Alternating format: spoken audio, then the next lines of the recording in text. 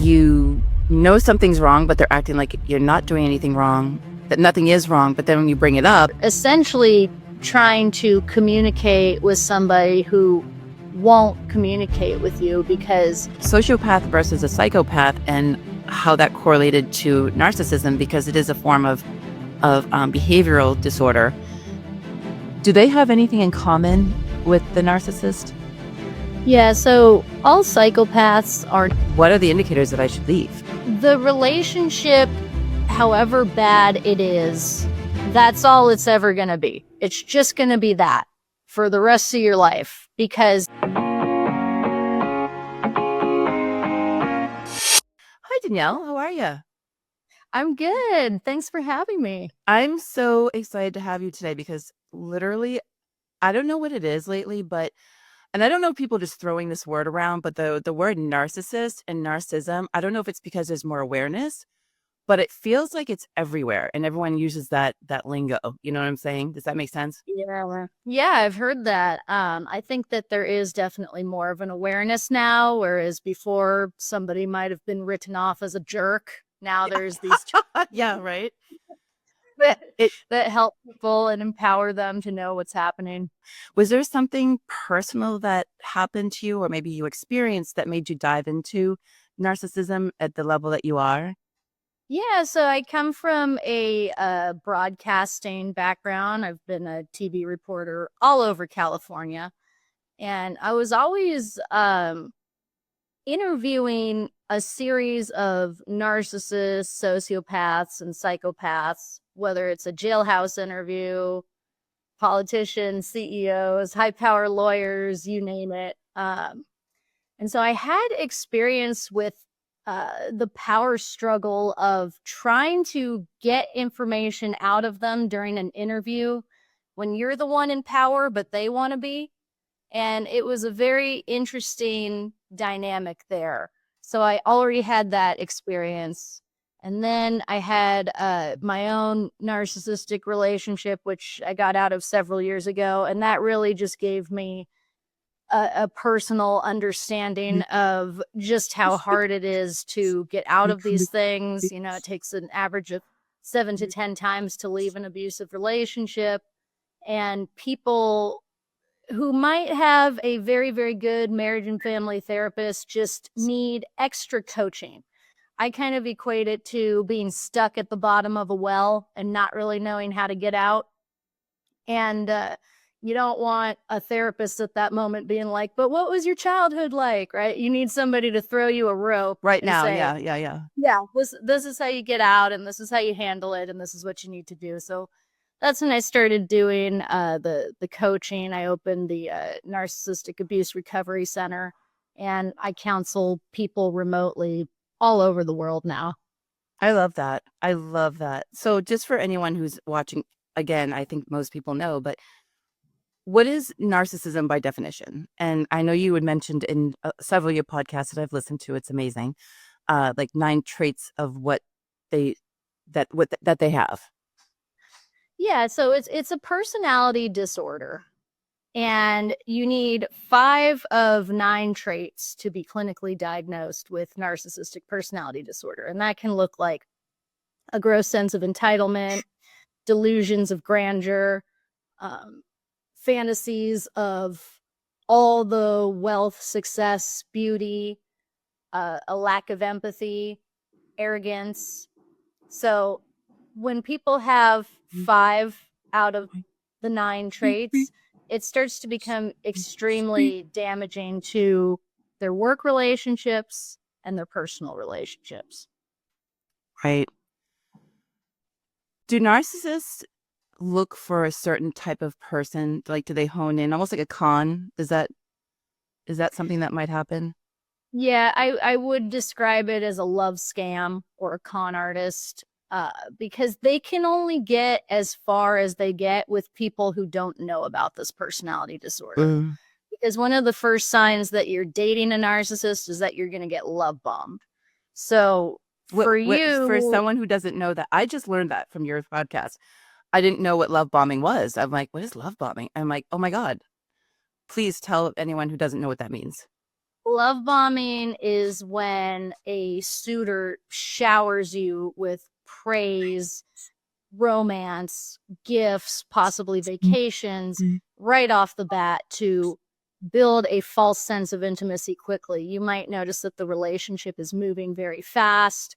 If you don't know what love bombing is, it might feel like, oh, this is my moment for a big romance. This is like out of the movies. And it is trying to get you as close as possible. You might be told that they're in love with you after the fourth date. You Oh might my be gosh. moving in together after a month. It's just it feels like finally here's somebody who is really obsessed with me and really, really sees a future with me. And that's so intoxicating, isn't it? That love, like if you don't know it, like you said, if you don't know what you're looking for, that feels. And I've actually dealt with that. Like I had my second husband, so 3 husbands later. Just kidding. It's actually been 2, but I am working on the 3rd. But yeah, Ah, no, my second husband was like literally it feels intoxicating, like almost feels like a drug because you're getting all this attention, all this love, all this gifts at the time. Sadly, I wouldn't even get into that part, but he was not he had an addiction. Is that something that might coincide because he did have an addiction, but he was very narcissist as well. yeah, yeah, absolutely. Most narcissists have some kind of substance abuse problem or some kind of Really? addiction. Wow. Yes, because they're very, very impulsive people. They're pleasure seekers. They want what they want when they want it. And inside of them is a lot of darkness and shame. And what better way to escape yourself than drugs or alcohol? So, but they can also be addicted to gambling, sex, love, relationships. And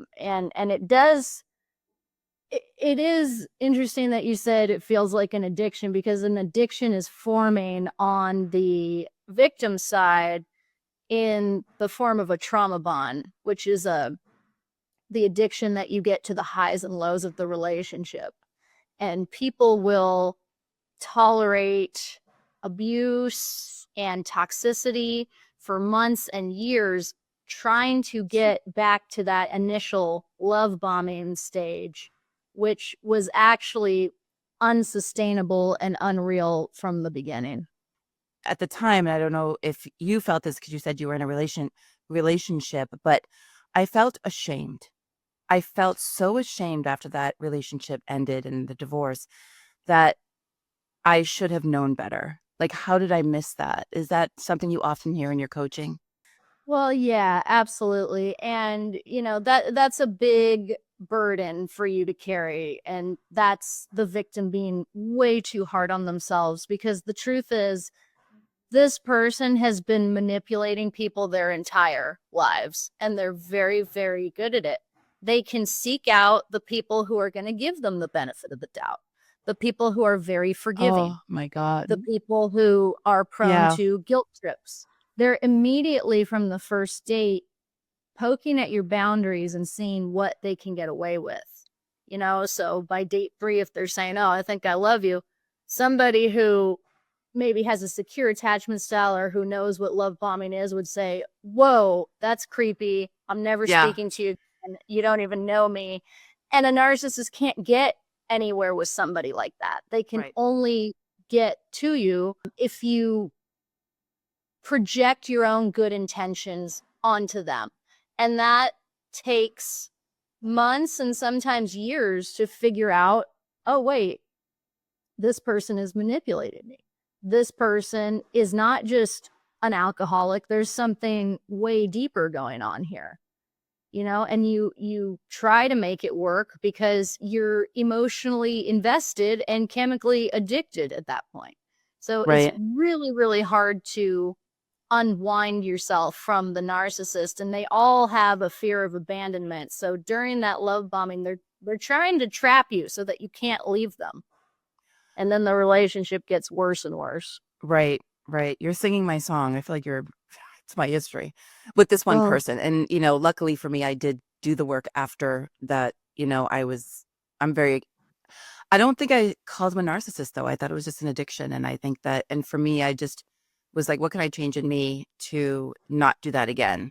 And, obviously therapy and reading about it. But it's funny, I just didn't see it as a narcissistic person. But again, I going through I actually read your book too, which is really great, Learning to Communicate with a Narcissist. And there were a couple of things, I'm actually going to get to it, but there were some techniques that you had mentioned in the book that I thought were really great. But before I talk about that, you mentioned love bombing, but what are some of the other red flags that might come up in a relationship that you find yourself thinking, am I in a narcissistic relationship?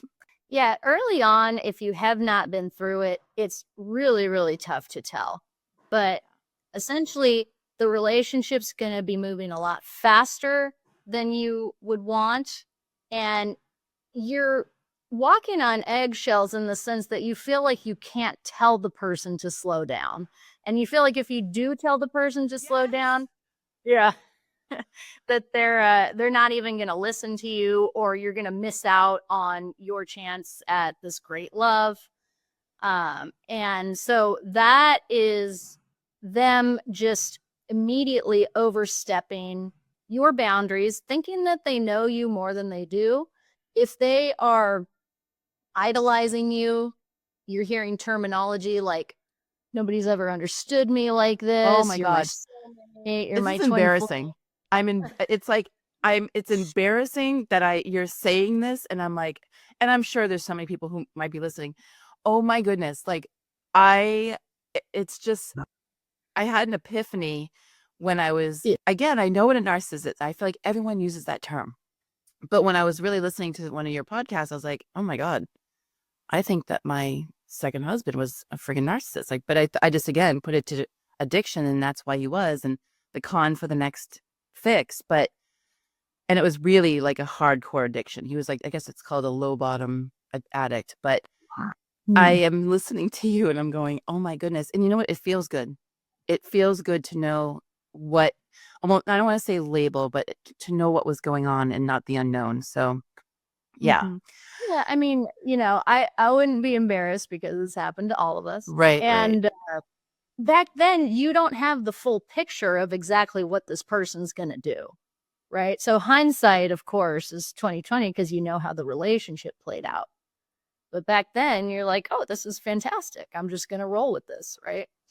And so once they have you trapped in whatever way that looks like, they might have, you know, gotten you pregnant or moved in with you, or you're telling each other you love each other, or whatever it is, you're going to be moved to the devaluation stage of the narcissistic relationship. And that's when their mask comes off. They're not being romantic, and they're not being what you thought was your ideal, amazing soulmate of a partner.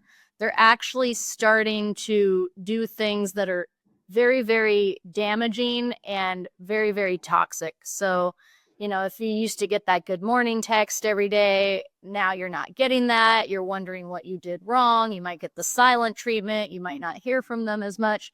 They might start to negging, which is just very mean-spirited jokes at your expense. Like, hey, maybe you should hit the gym later today or something like that, right? They're starting to comment on your physical appearance.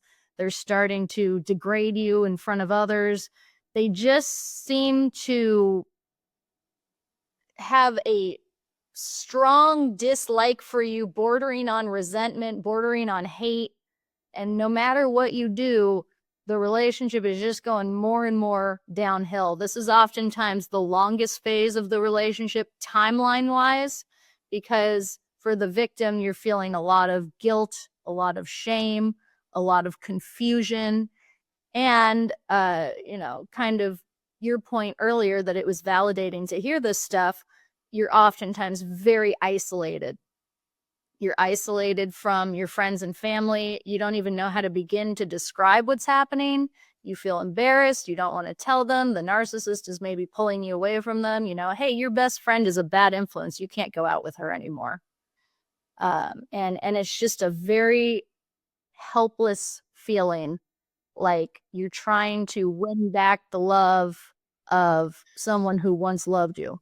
And to go back to that cycle, so when you do finally, because, they can do this for years, they'll start to inch back into that, not the way it was, but a little bit into giving you that love back. So it's almost like that high. It's never going to be the same as the first time, but you're so thankful for it. And then the cycle starts again. Yeah, that's exactly right. So they'll throw out little breadcrumbs of love. There's intermittent reinforcement where they're nice to you one day and then they flip a table right in front of you and it's scary. And the relationship has nothing to do with you as the victim, and it never has. You're with the most selfish, self-centered person in the world who doesn't see you as your own autonomous human with thoughts and feelings. And so, you're just completely out of control of your own emotions and your life, essentially. As things are getting worse and worse, they can start to triangulate you against other people. So they're at the top of the triangle and they start to bring up how their ex treated them so much better. Well, now you feel really jealous of this person who you've never met. They might tell you about how everybody at the bar was hitting on them, and now you're competing with the world. And they might start to tell you to your face ways that they're cheating on you, whether emotionally or thinking about it physically. It's just really, really brutal.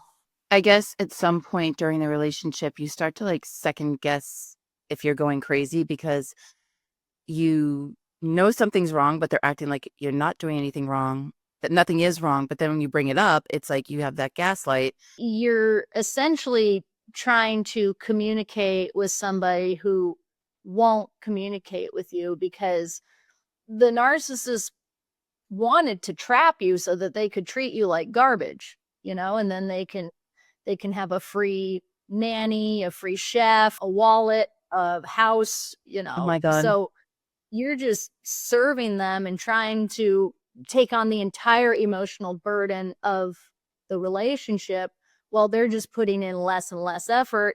And they can only keep you there if you are very confused and assuming that you're the problem, So they'll start to dig at your self-esteem. Oh, who would ever put up with you besides me?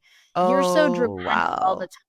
You're so crazy, right? And that is gaslighting because they want to make you question your perception of reality so that you stay exactly where you are. And that's another term we hear now, and it's not, I guess we throw it around, but it's a term that I think was needed, especially with a narcissist. But my boyfriend now did not know what gaslighting was until he met me, and I'm like, you're gaslighting me. Um, and so for anyone listening that might not know what that is, I'm sure if they are, they know it is. But just if you could just briefly explain to everyone what gaslighting, is by definition. There are two parts to make it gaslighting. The first part is that the abusive person tells a lie. But that's not gaslighting yet. Hmm. So if I tell you, hey, I'll be home at noon and I don't show up until 10 at night, and you say, uh, what's up? You said you'd be home by noon. First I say, I never said that. But gaslighting is part two, which is making you feel like a crazy person, making you question your own perception of events. So then I might say, you've been really tired lately. I don't think that you heard that right. Your medication's kind of getting to your head. I never said that. I would never say that. That's gaslighting at that point. Or you're a jerk for even mentioning it. Like, what do what are you, my keeper now, or something like that? Is that, Yeah, yeah. exactly. Yeah. They might say something like, were you tracking me? Yes, And then right? Yeah, and then when you say, "Well, no, I'm just wondering because you said you'd be home by noon," they'll say, "You're so jealous, you're so controlling, I can't even live my life." Now you're talking about a whole separate issue. Right. And then again, you're feeling like you're crazy because wait, maybe I shouldn't have said it. Maybe I am, like, I mean, it's, and Mm. I, at the time when and I'm speaking from experience, just that's my, point of reference. But I think to be fair, I always saw myself as a very strong person. And like, I remember my friends, my family, my coworkers, I own a performing arts center for kids, a dance studio, and everyone saying, what is going on? Like, and I'm not that I was a social butterfly, but I was, I'm there, I'm doing stuff, I go up. And it slowly but surely, I ended up not being around, not going out, not being with my friends, not my head and I had a very close friend at the time go, Tracy, you are a strong woman. What I I don't what is going on? Like crying. Why are you Mm-hmm. doing this? Like why are you letting this person, and again you go to that high of, well, because he loves me, and again, and that for me, and I've worked through the embarrassment, but it was embarrassing at the end because I was like, how did I not see that? But it's almost like that story when you I don't know if you've heard this story, but you go into a monkey cage and it friggin' smells. Then like a couple minutes later, it's like, well, it doesn't smell that bad. And then after an hour, you're like, it doesn't even friggin' smell in here. You're so used to it and you're so like, what, it becomes a thing. By the time I had left this relationship, I would walk into Starbucks with this man and look down because I was so afraid that if a man acknowledged me, there would be a Mm. fight. It would be crazy. It was just, and I remember this like the self-esteem I had to work on after that. It took a long time. And it was, sadly to the point where I put on my list of things like, this is what I want in my life. This is my manifestation. Must have a job. That was one of my first ones. Like, must have a job. Like what the F? Like what? So, and I don't even know what I guess That's a my good next thing is, start. yeah, it is a good start. Um, so in your book, you mentioned there's two things I just learned again. Gray rocking and yellow rocking in terms of an effective way to deal with a narcissist. Could you go through a little bit about what that is? Yeah. So, you know, to your point, um, which I think was really good at capturing that helpless, confused feeling that you feel, your friends and family are going to start to notice the changes in you. And they do start to get concerned. Like, what's happening? Just talk to me. And at that point, you are functioning more like an addict than you are your normal self. And you're not in the right headspace. You're being abused and gaslighted and lied to and manipulated and controlled. Uh, that does something to your frontal cortex. Your frontal cortex actually shrinks when you've been in an abusive relationship long enough. You're getting gaps in memory, you're getting brain fog and all of that. So it's a very confusing, helpless time. When you're trying to break an addiction, you have to go cold turkey, and that's what no contact means. So the best case scenario, if you think you're in a narcissistic relationship, is to get out and go no contact. However, not all of us can do that because there's kids involved. So if there's kids involved, or if you have a narcissistic coworker or a mother-in-law where you're forced to interact with this person, then the best method to communicate with them is the gray rock method. And that's just when you become boring like a gray rock. Like if I had a gray rock in my hand, I'd say, this is boring. It doesn't do anything when I yell at it. It just sits there. That's the concept of it, because narcissists are addicted to attention and getting an emotional rise out of you. And they love to be loved and they love to be hated, but they can't be insignificant. So when you are talking in a very boring manner, like how you would talk to somebody at the DMV or on some boring errand that you're on, just, hey, here's my ID. I'm trying to get out of here as soon as possible. That's how you have to talk to them so that they're not continuing to try to engage you and get those emotional reactions out of you for the rest of your child's life until they hit 18. And so, it's just very one sentence, two sentences. You need to pick up our son from school this Wednesday. Our daughter left her bathing suit at your house. I'll be coming by to get it at this time. and any personal jabs that they say to you, you just stop engaging with them so that you can preserve your mental health and time.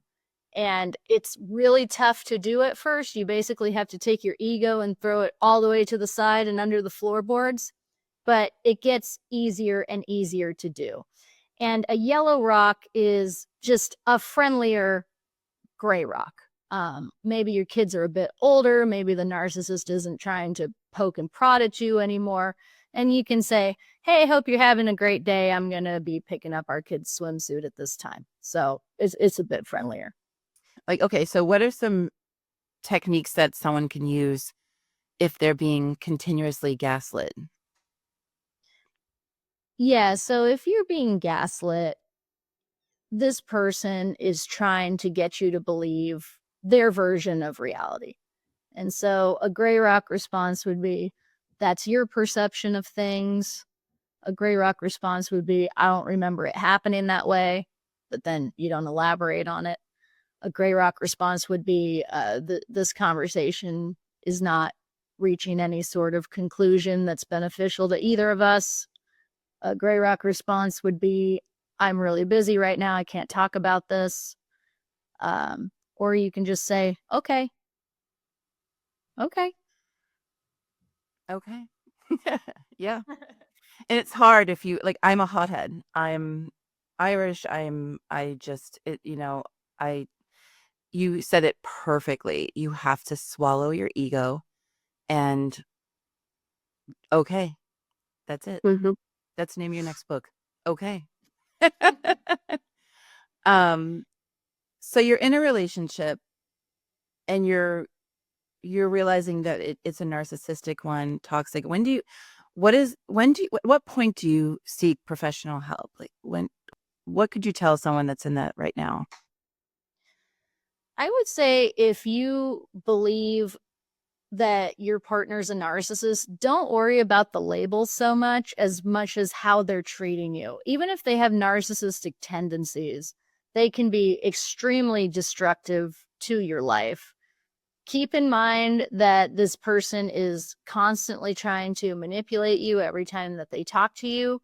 And getting out of a relationship like that is going to have to be strategic because you're dealing with a very transactional person who's continuing to try to take from you. So you're in a chess game with them at that point. You don't want to tell your opponent your next moves. If you're planning on leaving, you don't want to say that to them because you're going to trigger a fear of abandonment. You could put yourself into a very dangerous situation. You just want to start to get out of how do I fix it mode and into how do I exit mode.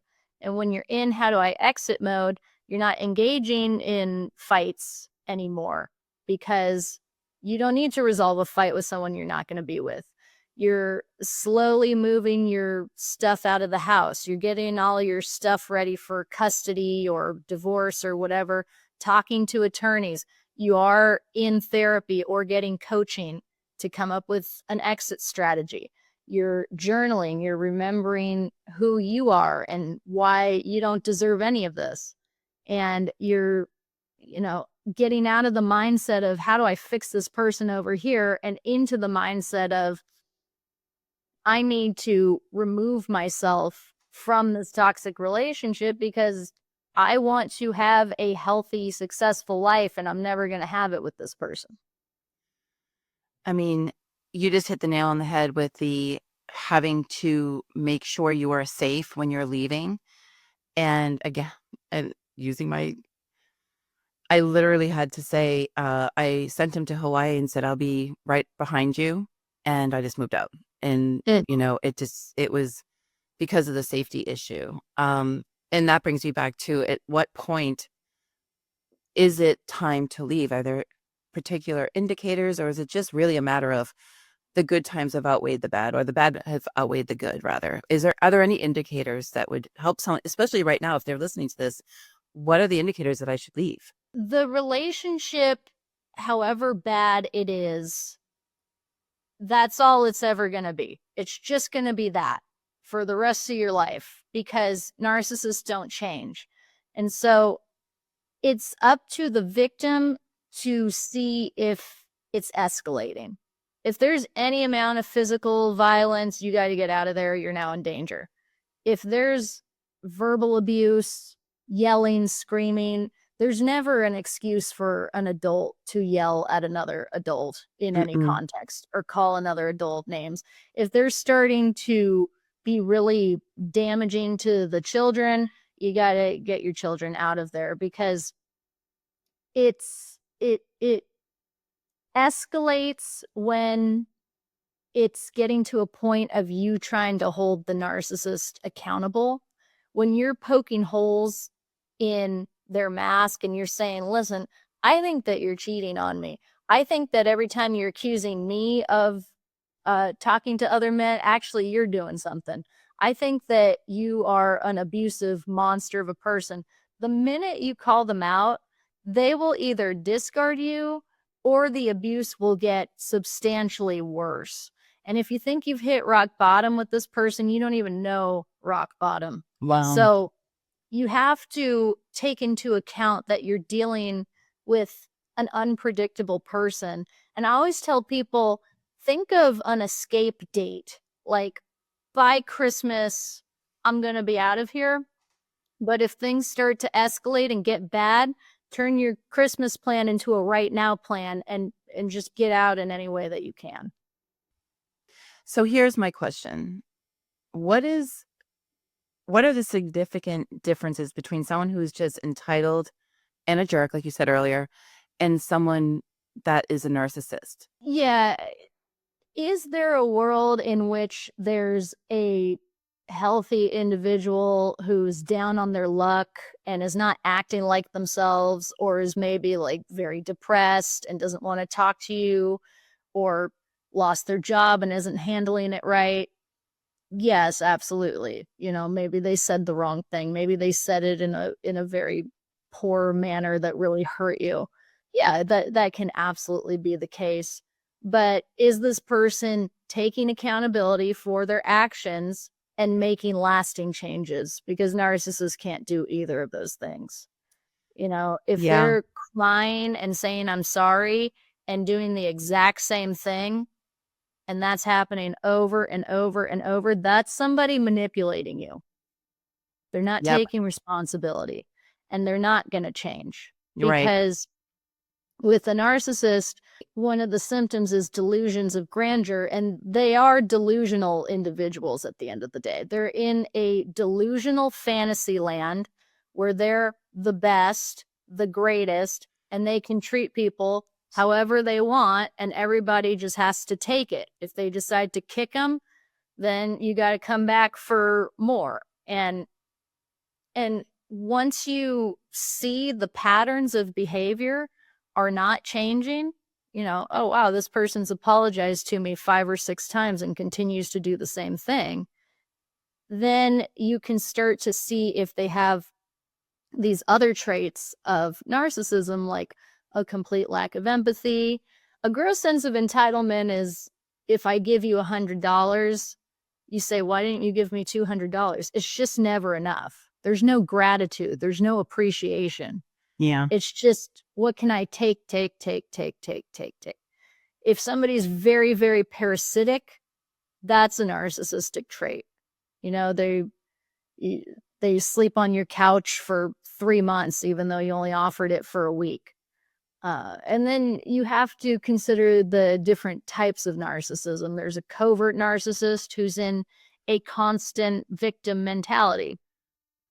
Somebody who's in a constant victim mentality is never going to take responsibility for their part in anything, and likes to be a victim because a victim can never be wrong. Mm-hmm. And so if you're getting constant guilt trips just because you're trying to exist, if you're getting this woe is me, like life is just being thrown at me, I can never keep a job because everyone in every job is just so mean to me all the time, it's probably a covert narcissist.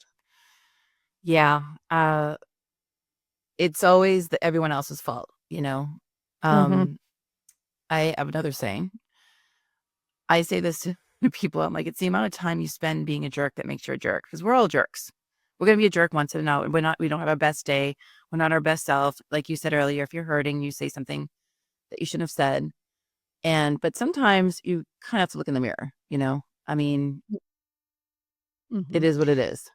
Yeah, and victims of narcissism will at some point experience reactive abuse, which is being so abused and so out of your right mind of who you are that you completely act out of character, and you might yell, or you might throw something, or you might, do something very destructive. But the difference is that you immediately have a lot of regret and shame about it. You immediately try to correct it. You say, I don't want to be that person. I'm getting into therapy. You're horrified. Whereas a narcissist will just do it over and over again. It's like if you have the nicest golden retriever and you poke it with a stick over and over, Right. eventually it's going to bite you. Yeah. Same What a concept. great analogy. Mhm. So where you've established that you're with a narcissist and you've decided to leave safely, what are the first steps to healing from this trauma? Like, what would you suggest? The closer you go to no contact, the easier it's going to be for you. This person is not your friend. This person is going to try to manipulate you back into the relationship. That is a given. They're going to be sending you emails, texts, phone calls. If you have to block them, then block them. They might show up at your house. They might get their friends to talk to you. It's really, really tough to pull yourself out and do what you need to do. And you've got to see them as a past chapter in your life. You have to make the active decision that I'm done with this now. I've seen too much. They don't get another chance to do what they've done. Too much has happened for this to be redeemed at this point. And you have to have radical acceptance of who this person is, not who you want them to be, not what they're telling you they could be. Who have they been? How have they treated you so far? And then just know that breaking the trauma bond takes some time of having a serious arm's length so that you can get out of their reality and back into true reality. You're going to have to detox from this person and go no contact and start to rebuild your self-worth and your self-esteem through journaling, exercise, meditation, prayer, therapy, rekindling things with your healthy friends and family members. And that's all hard because that is in itself almost, it felt like asking for forgiveness. Maybe that's just how I felt at the time, but I had to like forgive myself first because I was, like you said, I was very hard on myself for why. And I do believe that things happen for a reason. I believe that I need to go through that to get to the other side, to be a healthier, stronger, better person, at which I am today. However, going back to your friends, it was, and again, you said healthy, so I will say that, but I consider my friends, they tell it like it is what it is, and knock the shit off. So when I come back, they're, I told you so. And I had one that I wouldn't say she's a family member that was deeply hurt by what she saw. And it was rough because I felt like I had almost put her into therapy. She was like a niece, and she was really distraught over the couple years that I was with this person, seeing her hero, because at the time I was her hero, go so far low. And we took a lot of time to say, hey, guess what? I'm an adult and I made some mistakes, and hopefully I can learn from them, but you can too, and see what not to do. So yeah, going back to your friends is a big help, but it can be hard. Yeah. Yeah. I mean, it's tough for your friends to watch a train crash that they can't prevent, right? And it is very disturbing when you encounter this personality type. Everybody, every client, every family member is highly disturbed that there are people out there like this. And, you're right. You're human and you make mistakes. And all of us do. None of us get out of this life without pain and mistakes of some sort. And, the art of self-forgiveness and self-acceptance is, I am a human and I made mistakes, and I'm going to love myself anyway and forgive myself for what I had to do to survive that relationship. And again, I go back to the universe and God has a plan. I mean, it took me a while to figure out what that was about. I've since learned, I think, why I need to go through that. And again, I feel stronger. And I think it's courageous when you can leave somebody that is abusing you, and you have children, and they're your first thought. Like, you are courageous and you can do it. I mean, ask for help. Because you did mention it can get dangerous, especially with someone, and you had mentioned, there was something else you had said. The difference, I don't know if this is completely off topic, but I was watching another one of your podcasts, your channel, and it was sociopath versus a psychopath, and how that correlated to narcissism, because it is a form of behavioral disorder. Do they have anything in common with the narcissist? Yeah, so all psychopaths are narcissists, but not Okay. all narcissists are psychopaths. Oh. Within the personality disorder cluster B is antisocial personality disorder, which we know the common term as sociopath. A more extreme version of antisocial personality disorder is the psychopath. And with a sociopath or a psychopath, they are both extremely dangerous, they can get violent, they can be deadly. A sociopath is less likely to be able to control their explosive anger. A psychopath is more calculating. Both of them have no empathy for anybody around them. So I always say, a sociopath will kill you in a bar fight and not be sorry about it. A psychopath will get in a fight with you at a bar and plot your death 3 days later and also not be sorry about it. That's Gotcha. kind of the difference.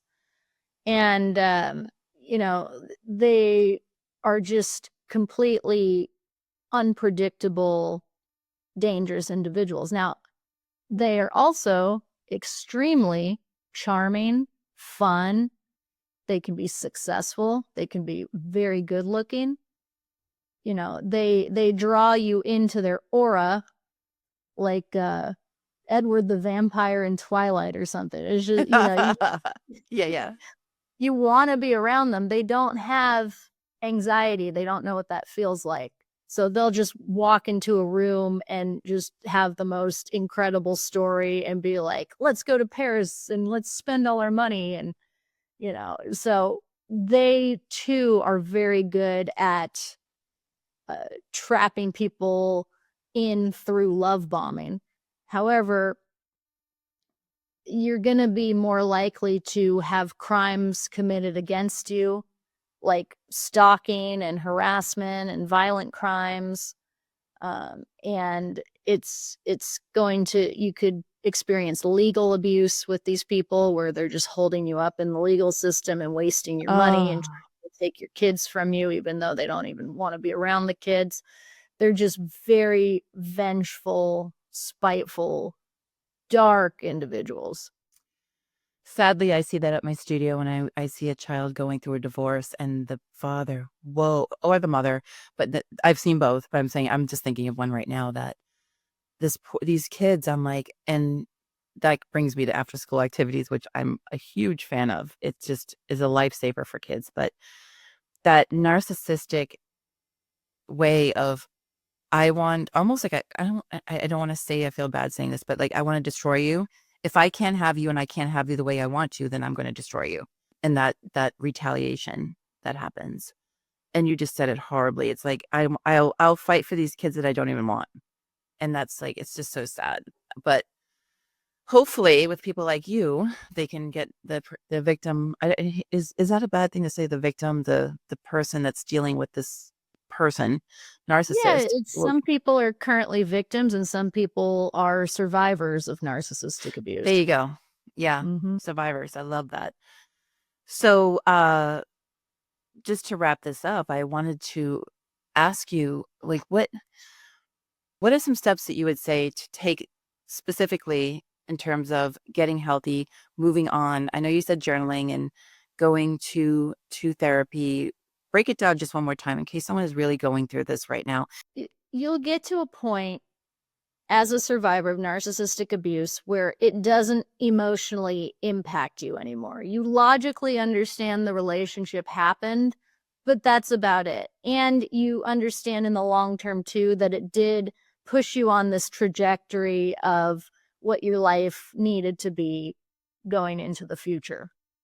So, as long as you're staying no contact, there's really nothing that you can do wrong except reach out to the narcissist. That's the only step I love backwards. that.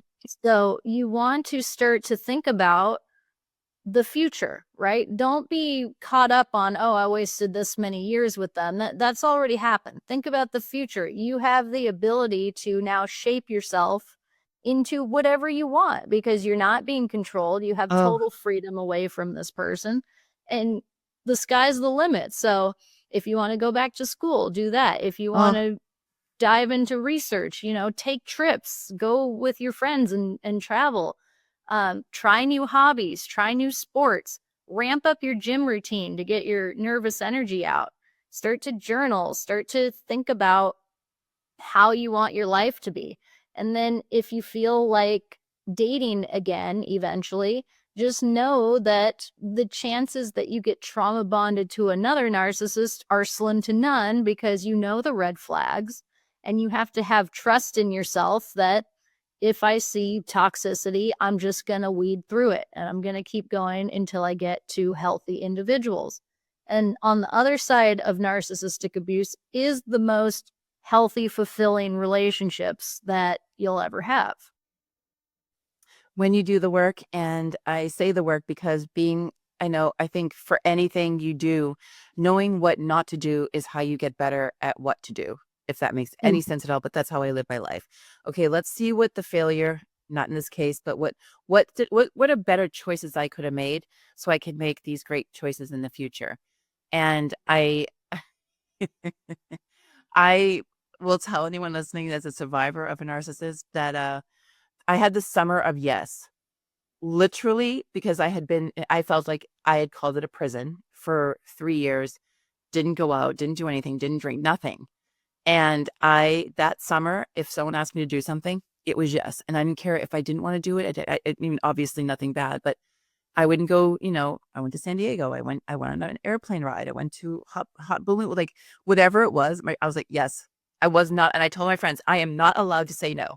And it was the best summer probably of my life. It was great. So anyone listening, have the summer or winter or fall or year of yes. Oh gosh, thank you so much, Danielle. Your insights on this topic are just incredibly amazing. And for anyone listening, I listened to her podcast. She has a whole podcast on this and goes through, and they're very quick snippets. They're like between 15 and 20, 30 minutes long, right? And Mhm. it's quick education on how to deal, how to, what's the word I'm looking for? Define, and even to see if you're in a relationship with someone like that. It's called Call Them Narcissists on That's right. Spotify. Call them narcissist. And your book, and of course your channel. So I just want to say thank you. And I always like to leave with something fun before we go on a good note. And it's a quick rapid fire question answer. So my question to you is what is your favorite smell? I really like lemon, anything lemon. Really? That's so crazy. That's like a clean smell. That's like a nice clean house lemony smell. What's your favorite Yeah. what's your favorite comfort food? Tacos.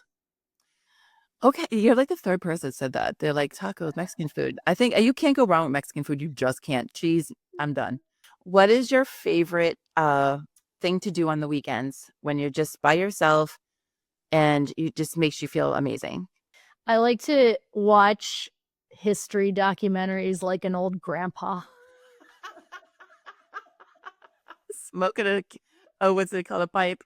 Oh my God, I love it. That's so funny. That's so History crazy. Channel and stuff. Oh gosh. That is so that you binge watch History Channel. I thought you were gonna say like, oh no, like reality TV, but nope, History Channel. Love it.